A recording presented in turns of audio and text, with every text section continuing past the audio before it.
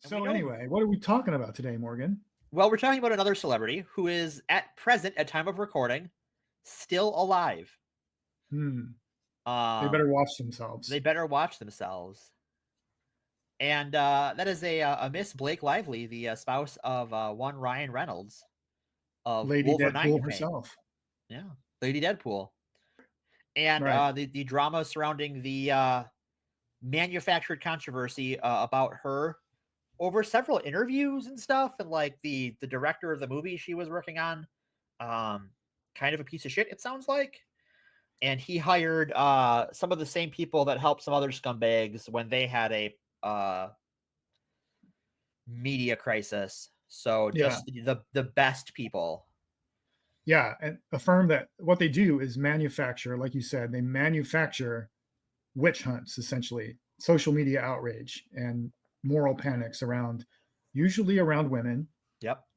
Who are accusing popular white men, or at least powerful white men, of some kind of sexual misconduct or abuse. And these firms get hired to manipulate social media and make it look like the outrage against these women is totally organic, and these women are all, whores and bitches and stuff.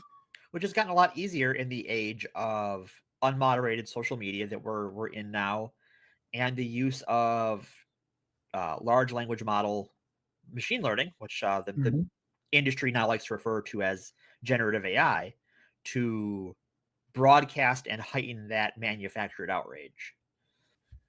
Right. So this is a story that was published almost a week ago, and the story itself is older, right? This argument between Blake Lively and Justin Baldoni has been going on for a while, and it started, from what I can tell, it started with the sudden emergence of a bunch of people being mad about Blake Lively, for unspecified reasons. I'm still not sure what they were mad at her about, but they were all of a sudden there was a bunch of social media accounts talking about her being a mean girl and a privileged white lady, and being rude to an interviewer one time 10 years ago or something, right? And it turns out that this was the result of Justin Baldoni, whom she was about to sue for sexual harassment, hired a crisis management public relations firm to character assassinate Blake Lively and Ryan Reynolds. Mm-hmm. And so the wrinkle here is that, unlike everyone else this has ever been done to, Blake Lively has amended her lawsuit, and she is now suing not just Justin Baldoni, but also the people from the PR firm who did this to her. And she brought receipts. So that was what the big deal was here. But this article is about the whole ecosystem of fake outrage and the way it's manufactured from central hubs around the country, and it isn't just an organic thing that happens. So there are lessons here, I think, to be learned for lots of other cases we've seen recently too. Yeah. And cases we will see in the future, and not just sexual harassment cases, but also like anytime there's a media outrage against like X female characters, a Mary Sue, or Brie Larson said something and hates men. Right. A lot of the same tactics are used in those cases. With the Rewriting Ripley crew actually did some research on the people who were posting on a lot of that stuff back around the time of The Force Awakens and The Last Jedi. And they documented that, yeah, a lot of that outrage was from bot accounts or suspicious accounts. Yeah. And they were cooked up in literal white supremacist think tanks and forums. Yep. Like the Boycott Episode 7 hashtag, and I believe the Ray is a Mary Sue hashtag were started by Jack Posobiec. Yep. And a white supremacist group called VDare. And it went viral from there. Right. So let's take a deep dive in this article for a little bit, I guess. Sure. I can highlight things like this. Go for it. Have you read the article? I have not read this specific one. Okay. So let's start, I guess, this paragraph here, right? For the past 6 months, social media platforms have been flooded with accounts pillorying Blake Lively. Lively starred in Gossip Girl and It Ends With Us, the Colleen Hoover adaptation that came in number 17 at the worldwide box office last year. Lively's lawsuit is against Justin Baldoni, who was previously mainly known for appearing in the CW show Jane the Virgin. He acquired the rights to produce, direct, and star in the movie based on Hoover's best-selling book. Baldoni countersued Lively for defamation. Does this sound familiar to anyone? Sounds a lot like the Amber Heard case. Amber Heard case. I was trying to remember her name. I am really bad at celebrities. Okay. Well, this paragraph clarifies it. If this sounds like a redux of the smear campaign against Amber Heard that peaked during the 2022 defamation trial against Johnny Depp, that's because this is a new chapter in the same playbook. Baldoni's crisis publicist, Melissa Nathan, who Lively is also suing, worked for Johnny Depp during the trial. Some of the same YouTubers who covered the trial through a strictly anti-Heard and pro-Depp lens have been churning out hate videos about Lively, earning millions of views and thousands of dollars. And anti-Lively sentiment has dominated the comment section on platforms like Reddit and TikTok. So let's pause right there for a minute, because I want to talk about this guy, Justin Baldoni.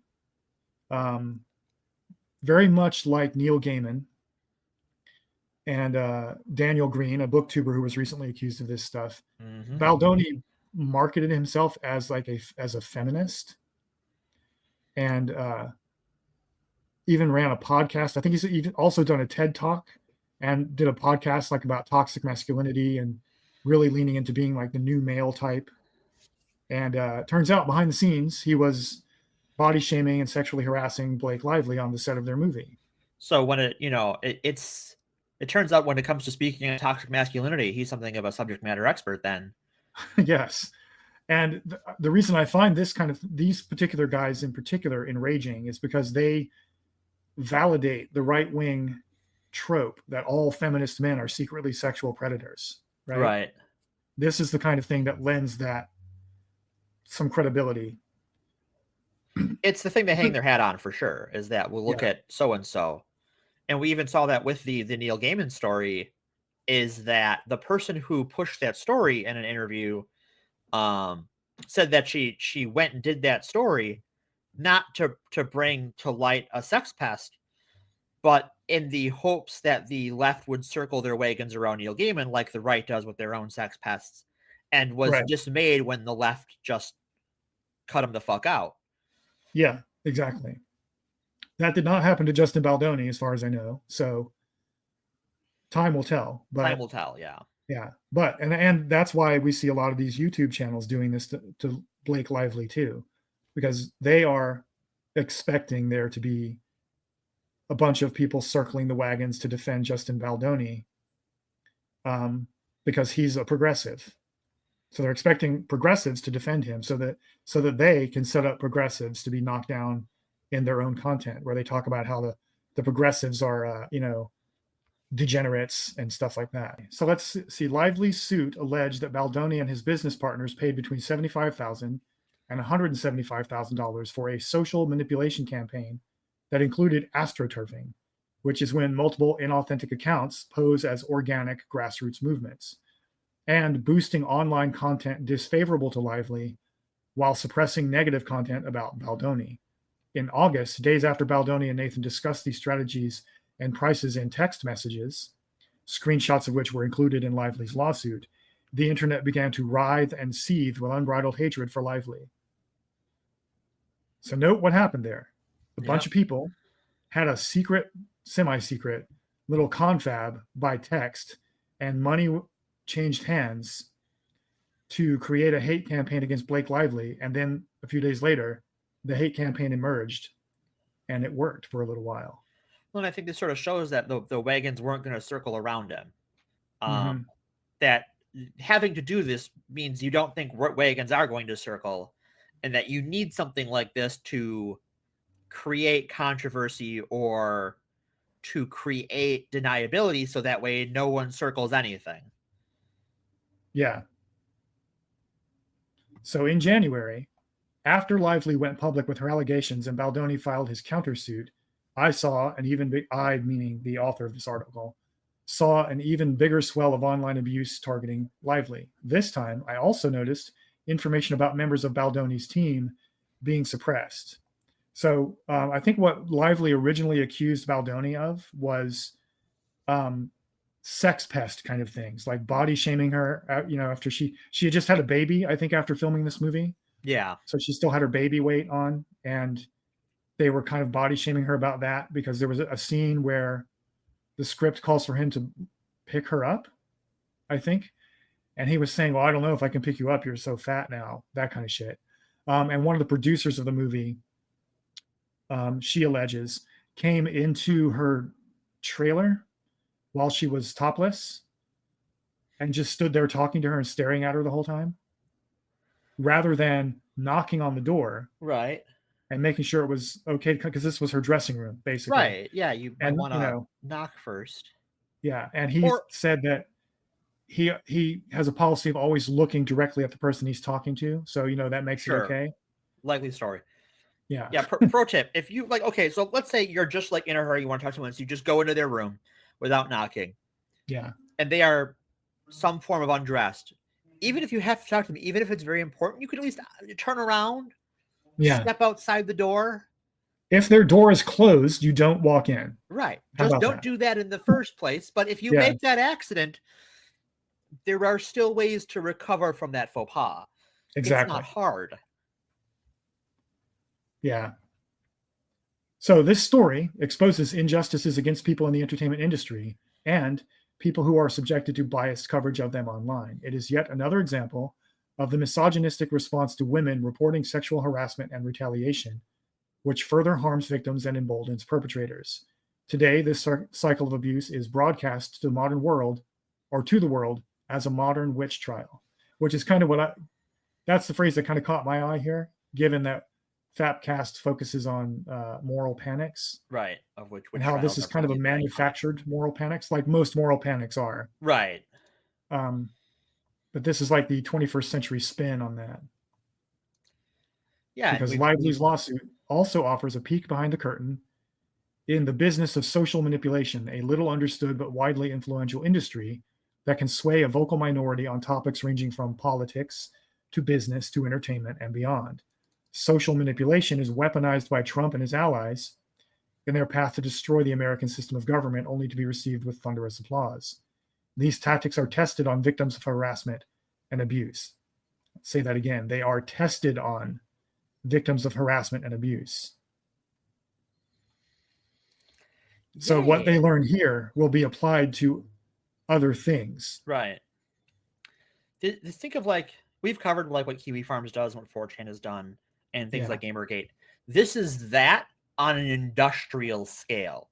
This is that sort of harassment campaign as a business, as a thing you can put money down and pay to have done to someone, not just hoping internet trolls will take you up on it for fun, but to pay professionals to do it. Yeah. And it's worth noting that they know this will work because they've seen it work. They know that because we live in a rape culture and there's a lot of internalized misogyny floating around. All they have to do is put the scarlet letter on somebody. Right. And society will respond accordingly. They don't have to trick anybody, really, outside of the initial deception of, hiding the fact that there's money behind this and that this was a calculated campaign. They hide that, but everything else feels organic because this prejudice and this misogyny is already baked into society. Right. People are primed to believe it. Yeah. And even just with how people work, once it comes out that it is manufactured, people who have bought in already aren't going to cash their chips. Yeah. They're just likely to double down. My favorite bit from this story, I don't know if it's mentioned in this article, is that in one of the court filings between these two parties, Justin Baldoni's lawyer said that Ryan Reynolds' depiction of Nice Pool in the movie was an obvious caricature of Justin Baldoni. And I don't think anyone would have seen that if he hadn't said that. Right. If he hadn't said it, no one would have seen that. Right. But he said it. And Yeah. now we all see it. Yeah. The lawyer was like, yes, this man bun having fake feminist who's only fake nice is obviously referring to my client. Don't you see it? Well, if true, because we don't know if it's true, right? I don't think Reynolds has said one way or the other because he's smart enough to shut up and lawyer up.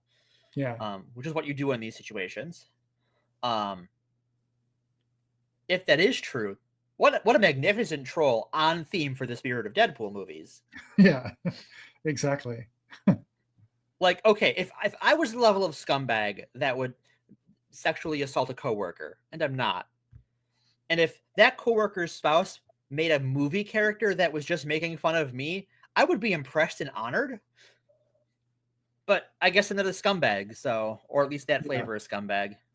Yeah, and it's a testament to how thin-skinned Tony apparently is, that he saw that and just freaked out. Right. And was paranoid that people would assume it was him. When he's not really that famous, and like I'd never heard of the guy before this. No, I hadn't either. Like I had to be reminded who he was. You know, so he wasn't famous enough that anybody who saw a possible caricature of him in a movie would instantly go, "Oh, that's Justin Baldoni," right? No one did that except him and his lawyer. That also strikes me as confessing. Yes, very much so. Your client says that character was based off of them with those negative traits. That sounds like a confession to me. It sounds like you just confessed to having those traits that you have previously denied. Sorry.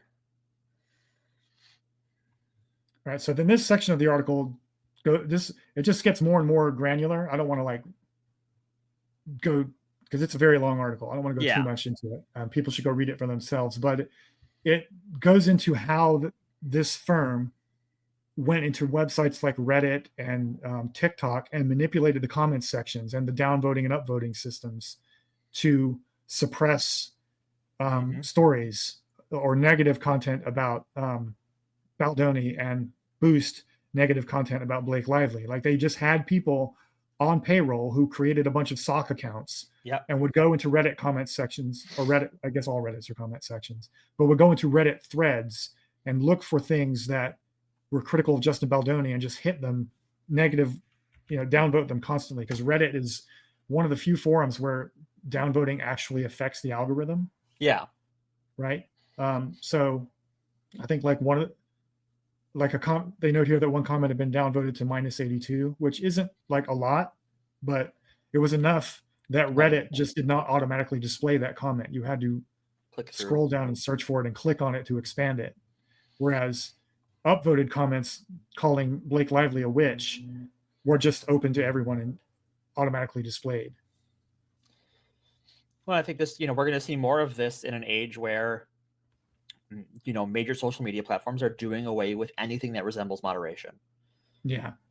Or in the case of like Twitter, where under Elon Musk, it has anti-moderation, where like, and even now Facebook has this too, where like certain hateful things are acceptable, not just like neutrally moderated, but actively like you can say X about Y, but you can't say X about Z. Yeah.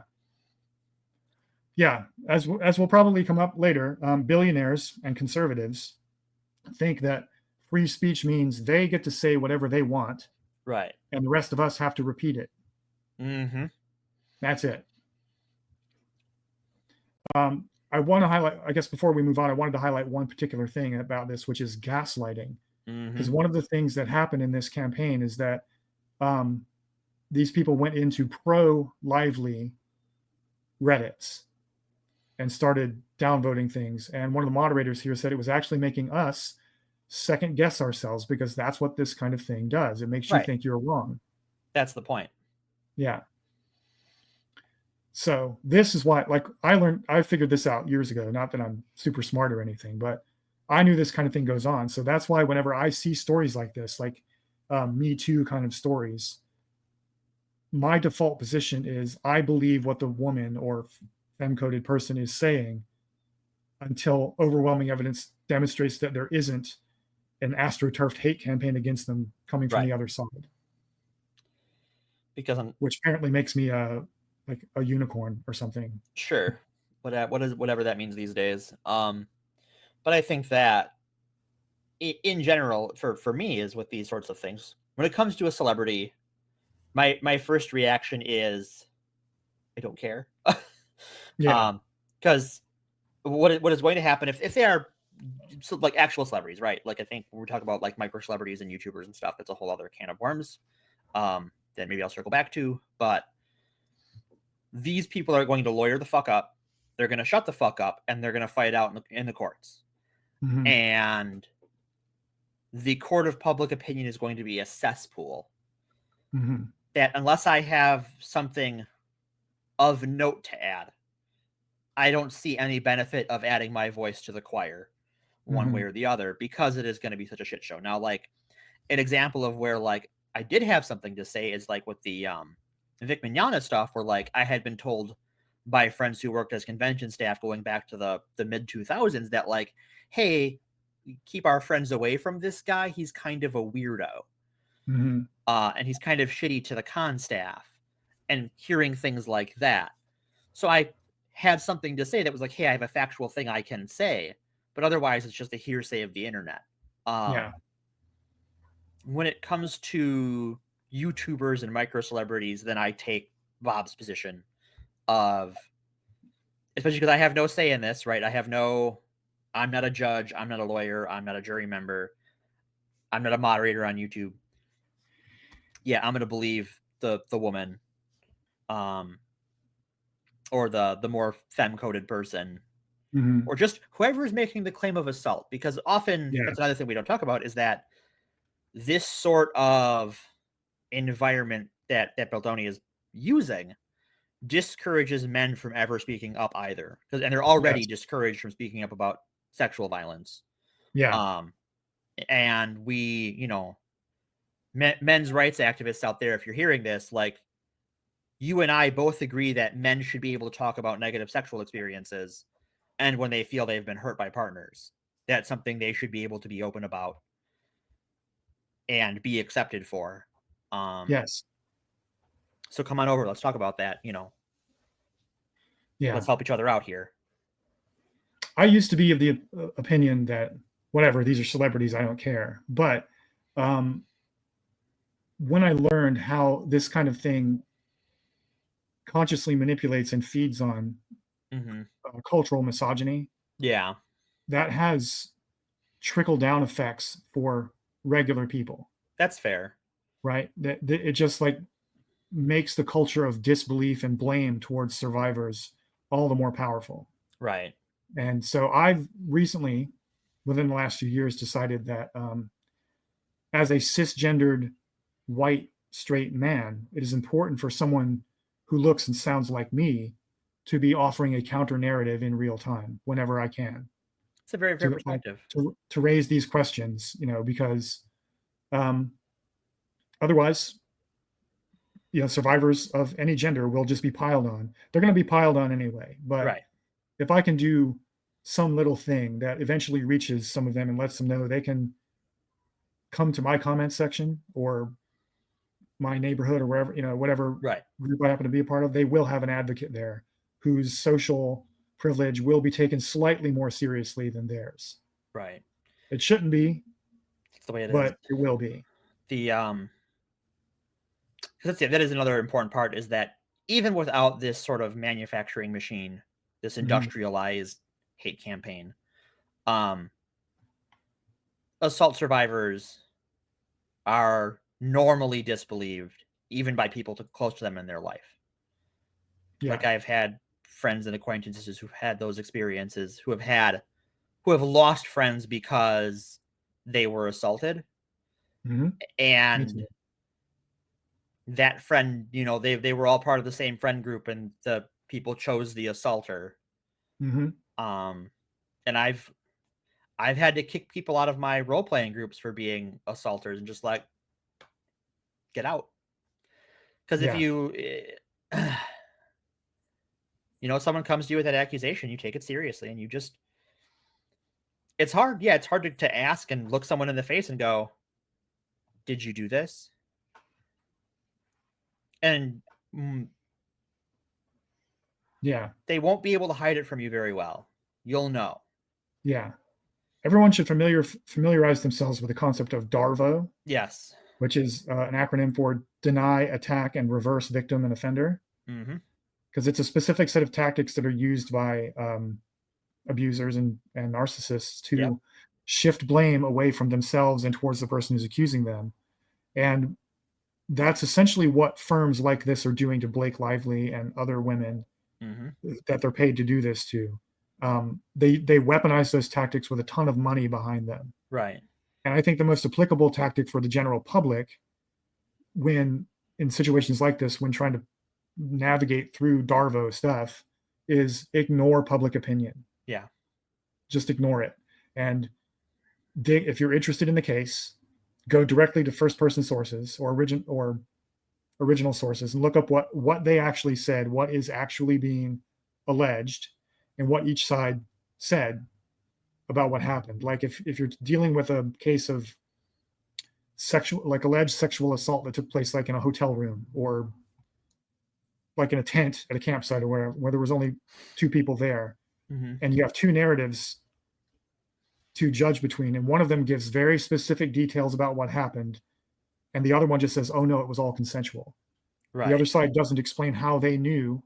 Like one side says, "I gave X, Y, and Z signals that this was not consensual," and the other side doesn't respond with, "Well, I received these X, Y, and Z signals that it was consensual." They just say, "Oh no, it was consensual."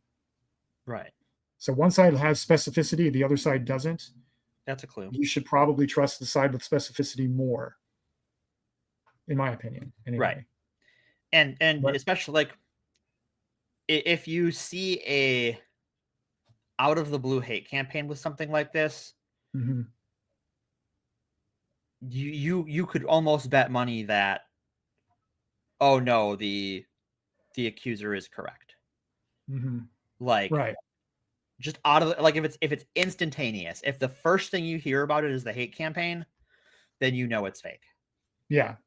And look for what the accused person does. Like, so the smart thing to do if you're accused of this is just shut the fuck up and get a lawyer, Right.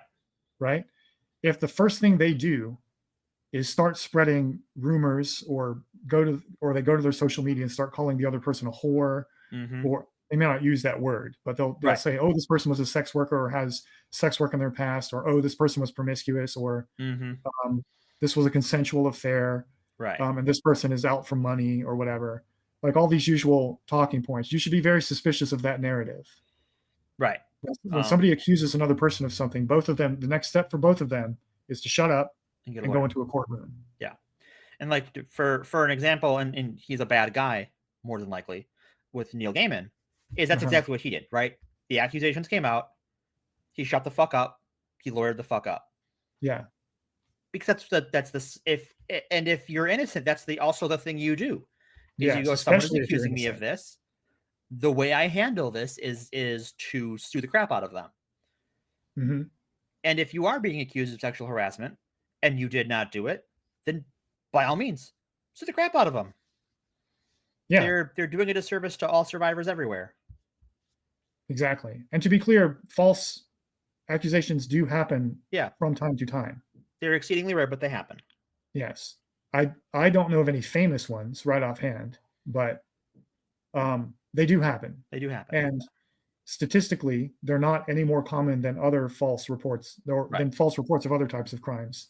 And I want to distinguish between false reports and false accusations, because a person who reports "I was mugged" is not lying usually about the fact that they were mugged. They may be mistaken about who they accuse of mugging Right. them, right? So false reports of sexual assault or harassment are no more common than false reports of like mugging or breaking and entering. And that's different from a false accusation. Right. Where you But were that is for the mugged. courts to decide, not for us to decide. Right.